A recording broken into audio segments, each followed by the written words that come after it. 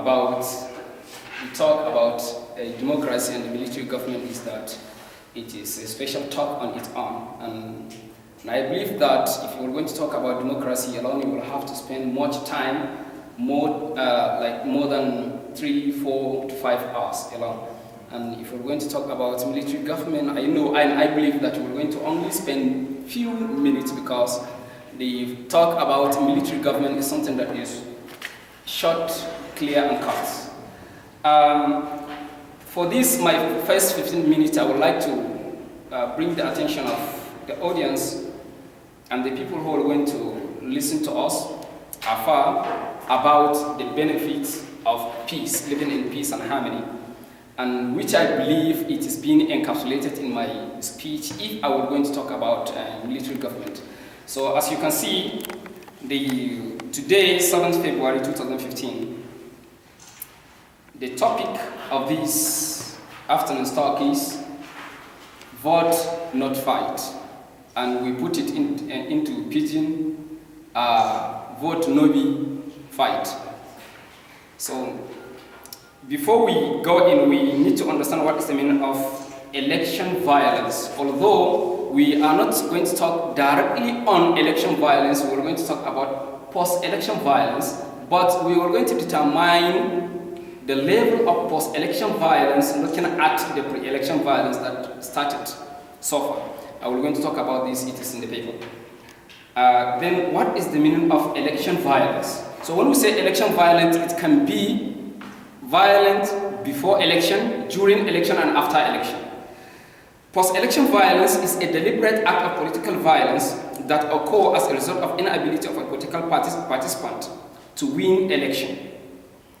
It can also be seen as a result of rejection of electoral result. When you are participating for a political, when you are vying for a political seat, and once if you reject the result, because if the result is not in your favor, because you cannot reject the result that is in your favor, because if you can remember, just 6 years back, President Erdogan, when he was elected, he believed that the election was manipulated, yet he didn't reject it. So I believe that post-election violence happens when the participant or when the person vying for a particular position reject the election, and you cannot reject the election if the election is in your favor. Then what are the causes of this post-election violence? Let us look at the causes of election violence. The causes of election violence varies depending upon country, continent, states, geographical location, and so on and so forth. Even your region, it depends upon. And at the same time, we have to understand that it depends upon the religion upon which the people are practicing. The main causes of post-election violence in Nigeria, we're going to talk about only in Nigeria because there's a lot of post-election violence. If you go to Kenya and so on and so forth, the most detestable post-election violence happens in Kenya, I think, where thousands of people lost their lives. Or even though in Nigeria, thousands of people lost their lives, but it takes a long time before. Do you understand? So they are as follows. If they are regarding Nigerian post-election violence, they are as follows. Number one is unclear result announcement. Although unclear result announcement, depending upon how you feel. What is clear to you cannot be clear to me. If you believe that this electoral announcement is clear, then no need for me to fight. So that is number one. Number two, higher payment of political office holders. Why do we have much number of people vying for a particular position? Why? Because of the bunch of money that is being paid for this particular seat. The payment for the particular seat, even for a councillor, last few years, there was a discussion that a councillor is taking almost equal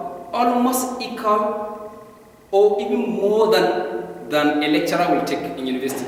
A lecturer who is having masters, a councillor who is having secondary certificate can take 400,000, and you're having masters in just if you are not a senior lecturer in the university, you can't take this. It is widely believed. Although discussion went on there, they said that it is just because of the period of time. And you know that if you are going to give much money to people, you will see that there is a lot of competition. That is why we have competition in vying for a particular position.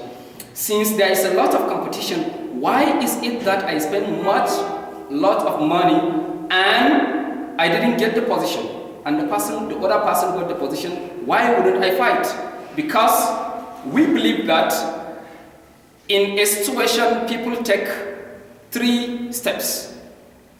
When you are being confronted with negative things, you are going to choose one of the 3 steps, not all the 3 steps. One is just to retaliate. That is the only thing. Most of the people believe that if done is done to me, I have to retaliate. Secondly, some people will say that I cannot retaliate, but I will leave it. Thirdly, some people will say that I cannot retaliate, then I have forgiven. That is the most hardest of all. Some people will say that I have leave it. On the day of judgment, there will be a talk about this. Then number 3, fear of political domination. That is the most important. Fear of political domination. If you look at Plateau State, when in 1994, one of the Hausa man, Sunusi Mato, was given a political position, and most of the people, the indigenous of the state, says that they are rejecting. Why are they rejecting? Because of what? Because a Hausa man was going to dominate. So there is a fear of domination. And at that time, at 1999, there was a fighting, although the fighting didn't escalate. It was tackled, but there is a lot of fear of what? Domination. And even the Hausas at the same time in Plateau State, the Hausas too believe that, why do they fight? They fight because of what? Because of the fear of domination. Because they think that they belong, the Afizere, the Anabuta, the Jarawa, and so on and so forth. They are going to dominate them. That is why they are fighting. You know, I want you to think one thing. Before the coming of democracy, please, this is not a rhetorical question. Before the coming of democracy, is there any fight between a Hausa man or an indigenous? Is there any fighting? No fighting. But because of the coming of democracy, you know, people will start thinking that these people who are going to dominate us, let us what? Let us fight for our rights. And you can see that politics is just a gimmick, political gimmick. Democracy is just something that is being built on a political gimmick. Again, the reason why we fight post-election violence is because of money politics. Money politics. Once if there is much money in politics, then there is tendency of fighting. Because it is a nature of human being to fight over resources. We have heard it. Most of you who study political economy will going to understand this, that people are fighting over resources. Then again, number 5 is failure in judicial judgment. Failure in judicial judgment. We have judicial judgment. If you believe, if I and you are vying for a particular position, and you feel that I got more vote than you have, and you have the belief that the judiciary were going to fight for me and they were going to give me back what I have lost, then there is no need for me to fight. But failure in judicial judgment will lead any person who lost his own position to say that he was going to take it by force. Next, power shift. Power shift, otherwise known as zoning. We believe in zoning. In Nigeria, we believe in zoning. Why do we believe in zoning? Because of what? Tribes. Because of tribes, ethnicity. To my surprise, when Goodluck Jonathan is about to be the president of Nigeria, after the demise of Umaru Musa Yar'Adua, people started thinking that there was an agreement on the ground that it must be what? Zoning. Zoning. Had it been not for zoning, such fighting that happened in the north wouldn't have escalated. It would have escalated, but not as much devastating as it was. Why? Why do you think about zoning? If we're going to talk about person, that is one problem with democracy, is that you don't look at the person. You are looking at what? The place where the person comes. That is our democracy in Nigeria. We are not developed.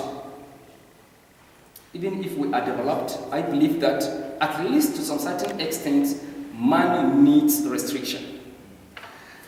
Again, the situation on employment and illiteracy. The situation on employment and illiteracy. There was a report I read, I didn't come with the book, The Paradox of Boko Haram.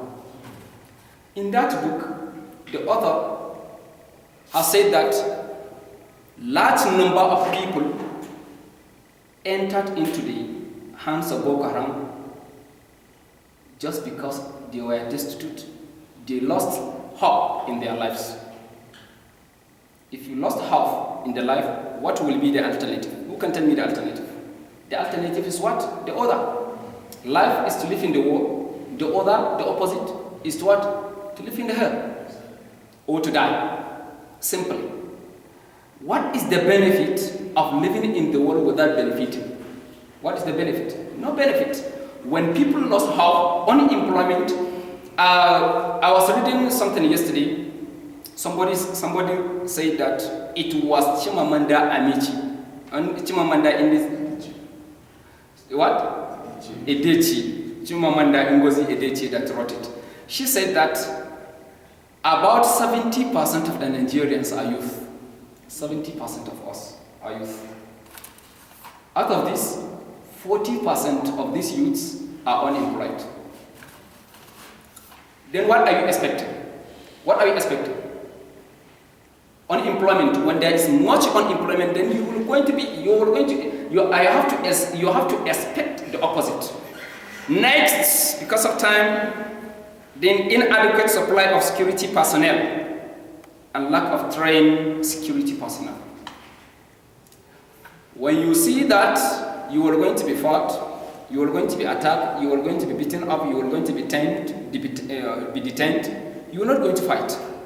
Most of the fightings takes place as a result of seeing that people who fight before me, no legal action taken. No legal action was taken on them. So I have to fight, and if I fight, then I think that I can go scot-free. Nobody will going to catch me because previously people were not caught.